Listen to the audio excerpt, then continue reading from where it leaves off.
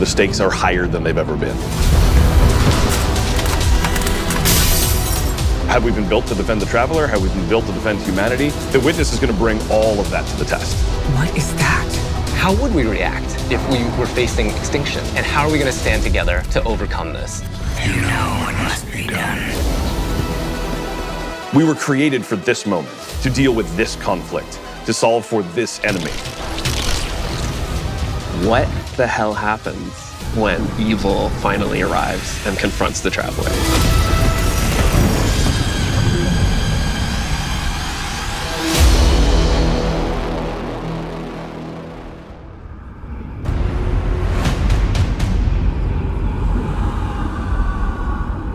The Traveler is threatened. The Witness is here. Callus's forces are here as well. The Pyramid fleet is here. Big shit is going down. Lightfall should feel like you have stepped into the middle of an active war. One of the values that we really wanted to push was making sure that you felt like the tip of the spear. You were the one who is initiating the action. You were the one who is taking control. You were the one who is attacking things.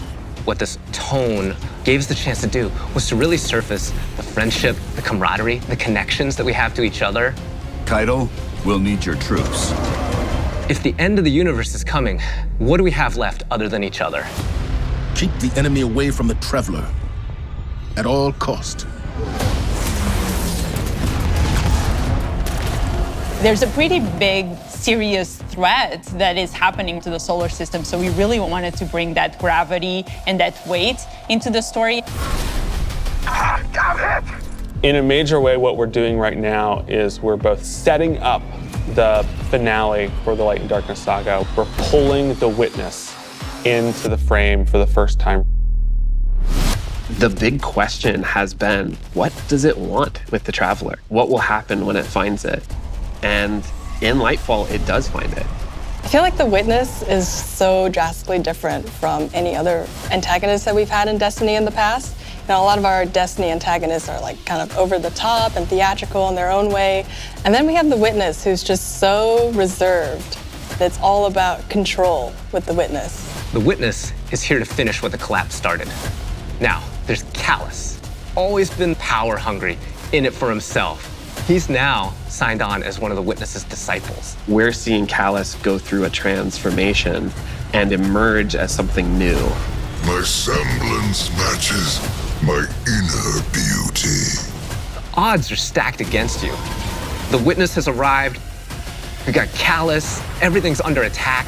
How do we deal with this? And then you find this thread. We knew we wanted to do another darkness power in Destiny. Are we gonna do what everyone thinks we're gonna do? Are we gonna make like poison?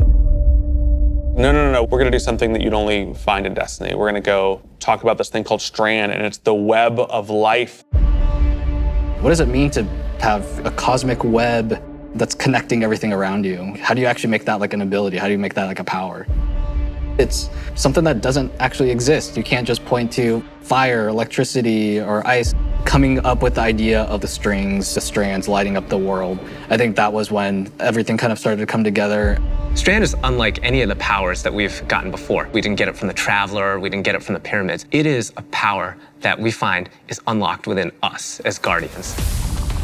When you pull on that thread and you start manipulating that web, you can do some really powerful things.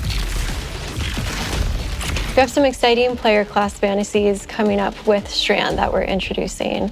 So we have the Hunter Threadrunner, which is going to introduce this threaded spike.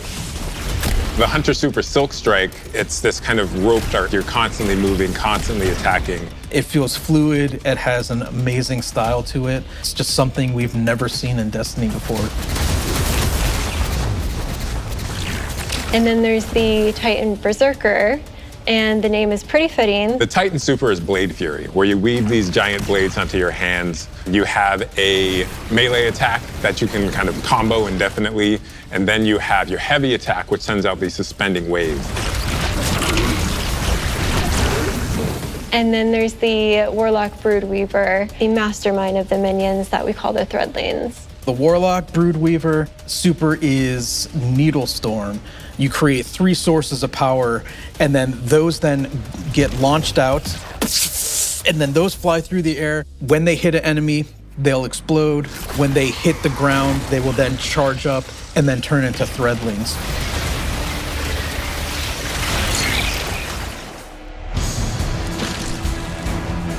All the classes will have access to a grappling hook. When you select that, that takes up your grenade slot. It was a hard challenge because, like, how can you make this idea of swinging through the world equivalent to a grenade? And so designers came up with this idea of a grapple melee. The grapple melee is incredibly powerful. I grapple onto an enemy, which stuns them for a second. And then when I get there, I grapple punch, blow them all up, and start shooting, and then the unravel projectiles are flying all over the place. All that stuff coming together was magic for me. Oh my God, that's Destiny?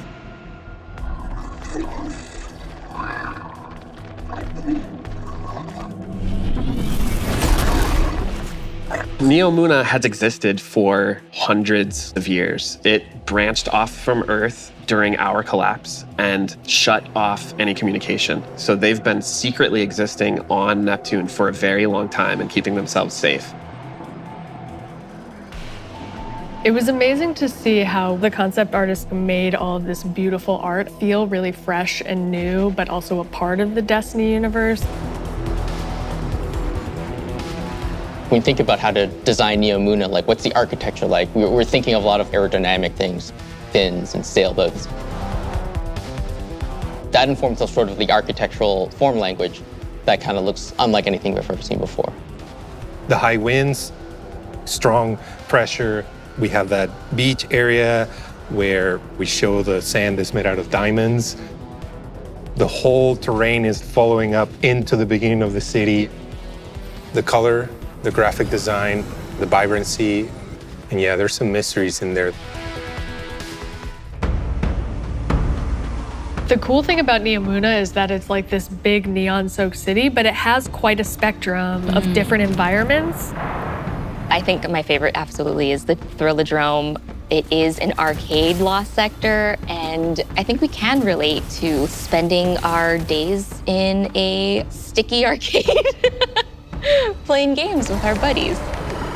I'm also so excited for people to see the puka pond with all of the pukas that have been like such a mystery since Beyond Light. And then on the other side of the city is Callus's ship. The Typhon Imperator has landed square in Ahimsa Park. You see that the city is indeed kind of in shambles in parts. There's smoke, there's explosions in the air, and I just go back to the teamwork of everybody getting into a room and thinking like, what can we do to make this feel high octane, very explosive, and familiar?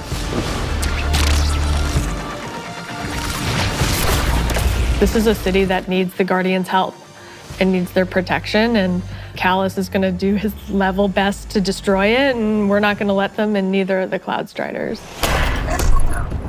There's a lot new about Lightfall.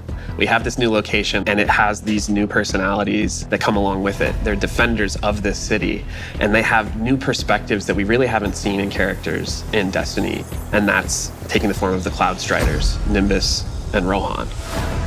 I understand what's at stake, Lightbearer. Far better than you. Rohan is the grizzled old veteran who's too old for this shit. And Nimbus is the young rookie. Nimbus is learning on the job. Nimbus was definitely a favorite of ours to animate. They're so boisterous and fun-loving and a little smug, but super confident in their abilities. The Cloud Striders, bottom line, are cool. Nimbus, on your stakes!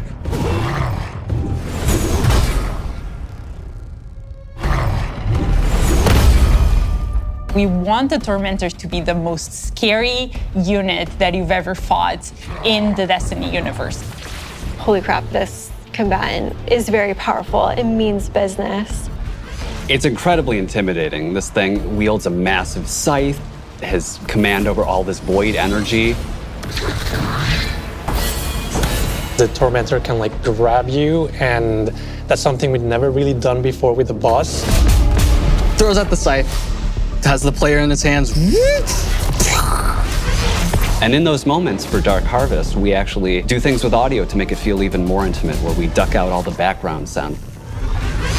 So you really have this intimate moment with this terrifying creature grabbing you.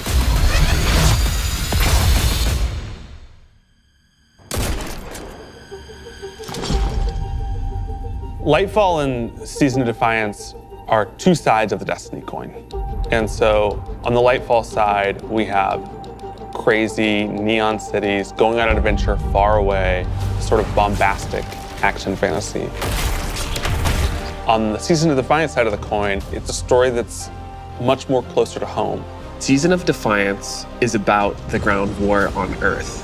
Callus's forces are invading, and we're defending Earth. We're freeing prisoners. Go now. We're trying to protect the last city, but much more directly and under much more threat than we have seen in a long time. You're working with Petra, you're working with Devram, you're working with all these people that you know that are close to home and that are battling for the real thing you're trying to save.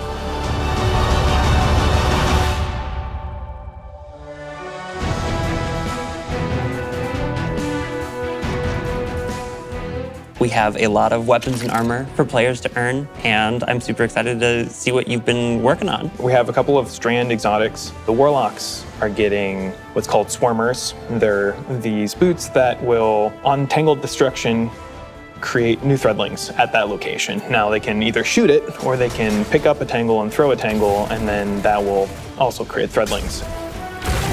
The Hunters are getting this helmet that will help them grapple through the air. As you grapple, you gain this new ability called Woven Mail, and it's reducing the incoming damage except for headshots. The Titans get boots that will augment an aspect that they have. The aspect itself will just send out a wave that will suspend enemies in front of their barricade after casting it, but the boots will split it up into 3 waves. Whenever they spend an enemy with these boots on, they also gain Woven Mail. So pushing the front line further and further by being tanky. I have been caught by those boots a couple times in our playtest.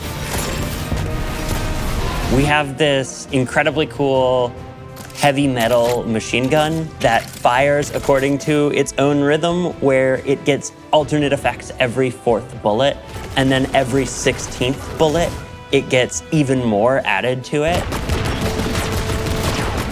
So we have this pistol that will use advanced technology to find your enemies. And so suddenly you're not worrying about aiming, you're really worrying about surviving during the lock-on time. And it opens you up to consider your movement more than your aiming. Being able to lock on to multiple guys in your field of vision and then just obliterate all of them was, I think, a moment where I kind of went, whoa.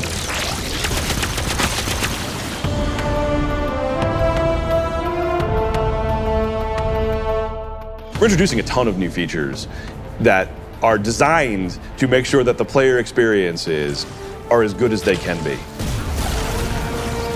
I think one of the things we're most excited about are loadouts and what we're calling build crafting 2.0, which is the system of both, hey, let's make it more understandable to how you make a build, and then let's allow you to save that build and quickly swap between them.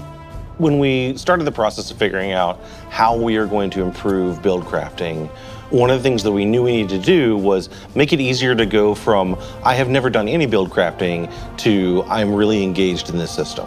When we engaged with the UI team and we said, we need to improve this experience, they came back with, well, what if we did a build management screen and let you see your whole build on one screen? It's all in one place. You can see it, you can read it, you can learn. And that coupled with our Guardian ranks that's gonna come in and basically be our first ever companion to every single player. Guardian ranks is our answer to what should I be doing in Destiny if I want to get better? You have this track that tells you what you should be doing. We're really excited for players to start diving into that system along with accommodations, a way to finally say thank you to players that you've been playing with. We think all of this stuff is coming together to bring this more cohesive relationship between our players.